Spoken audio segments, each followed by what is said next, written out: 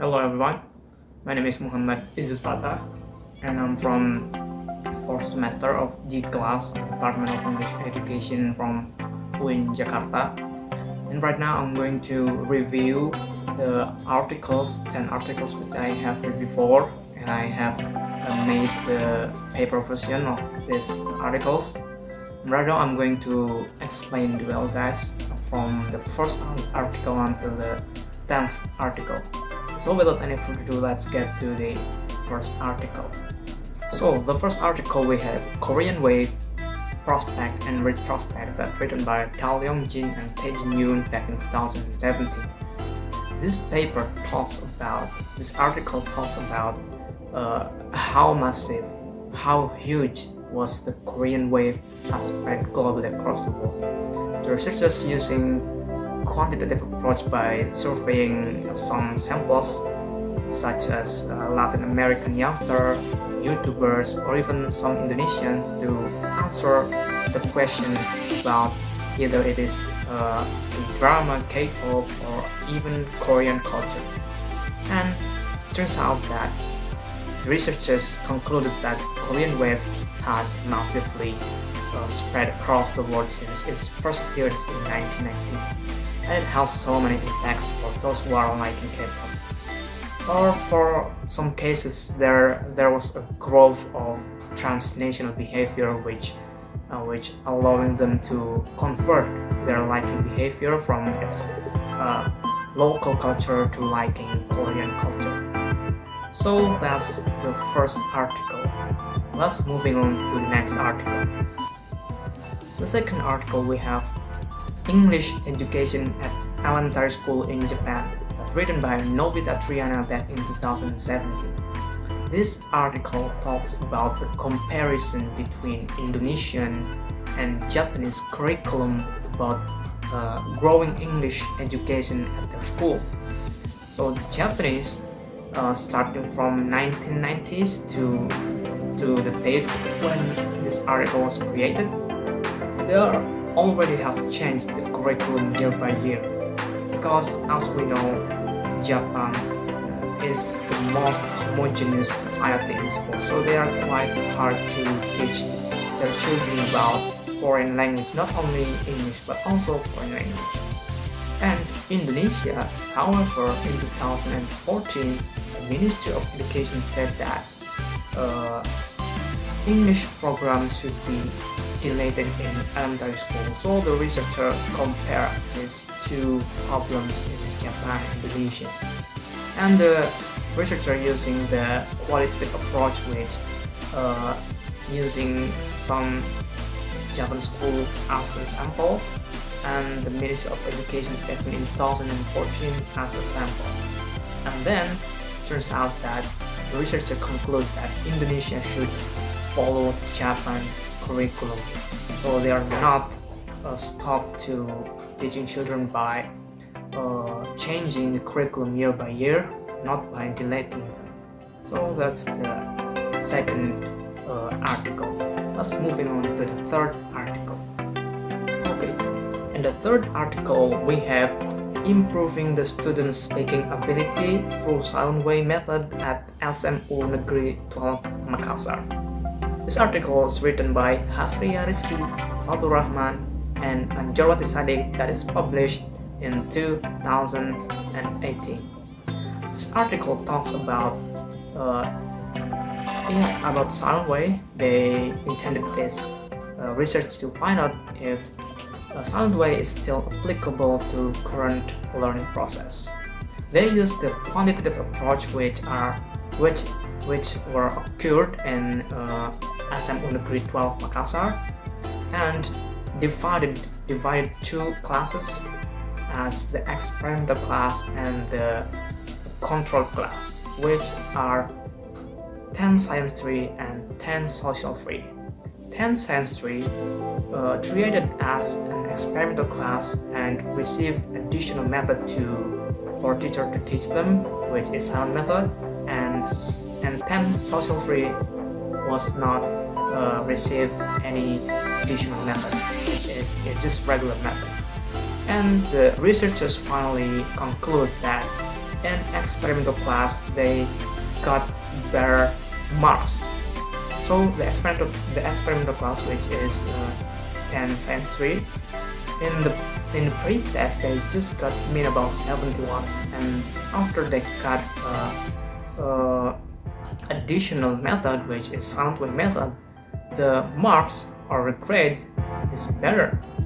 It's increasing to 81. So the silent way is still applicable to current learning process. Okay, and the fourth article we have speaking skill in using community language learning, or CLL, that's written by Gunaldi Masbiran and Andi Fauzi back in 2017. So this article talks about CLL, which is community language learning. They intended to find out if CLL is still relevant or not to be applied in current learning process.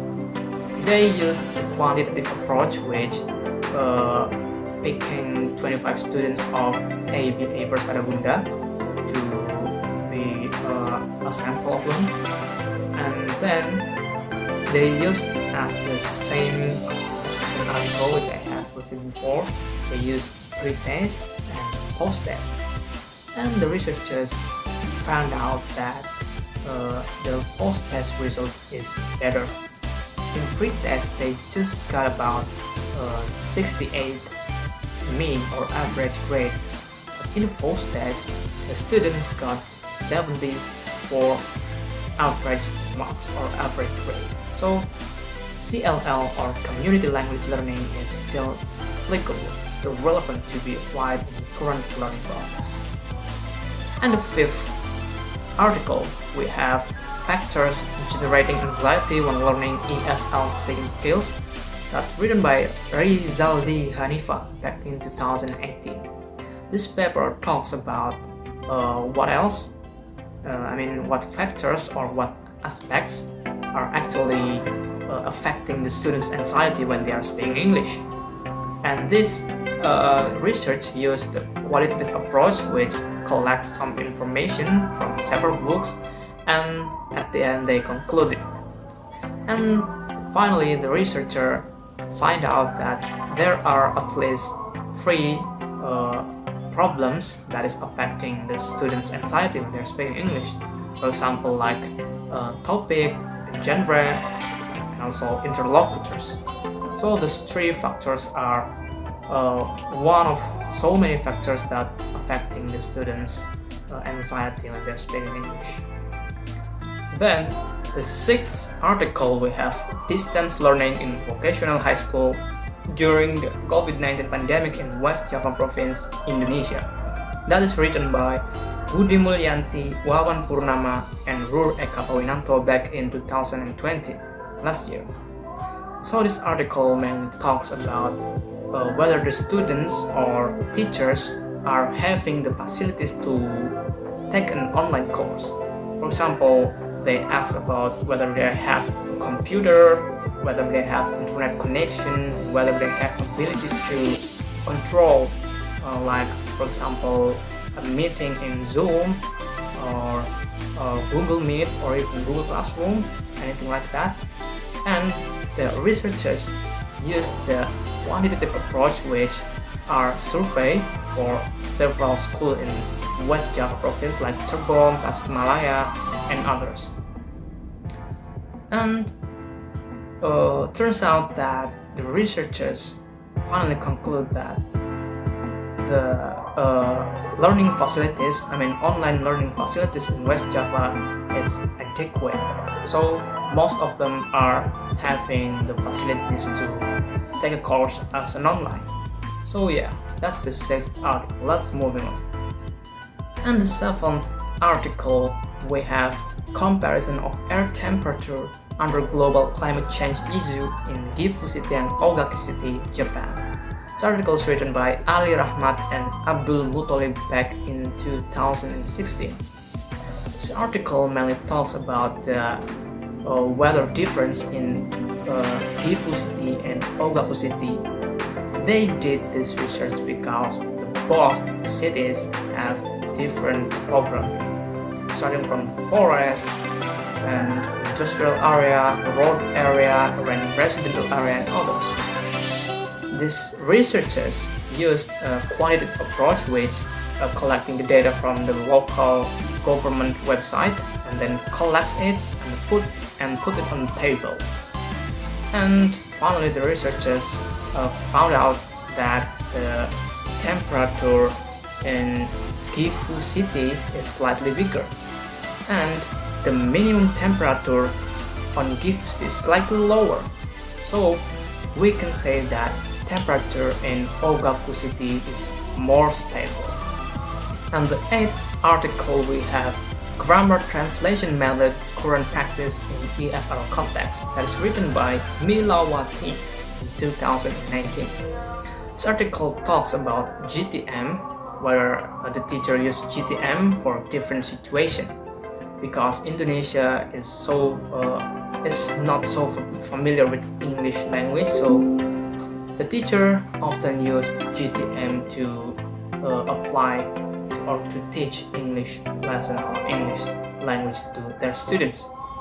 So the researcher used qualitative approach by observing the teacher that are teaching on the class, and then this research occurred in some certain school from Bangkalan, and finally the researchers found out that the teacher used GTM or grammar translation method in 3 different situations. The first one is for giving general instruction, the second one is for introducing past tense, and the third one is for introducing the modal perfect. So at least the teacher will use GTM or grammar translation method, or we can say the model language, to explain these 3 problems. So that's the 8th article. Let's move in. The 9th article we have Communicative Language Teaching or CLT for Teaching Speaking, that is written by Burhanuddin Yassin, Zulfadli Aziz, and Rodotul Jannah back in 2017. So this article tells about whether the lesson plan that is arranged or planned by the teacher is actually matched or not with the actual CLT method. So the researchers used the qualitative approach, same as the previous article, by observing the teacher that are teaching their students in the classroom, and they finally found out that the result is bad or just average, because the teacher's arrangement or the teacher's plan is not matched with the actual CLT method. So the result of the learning process is just average or even bad. That's the 9th article.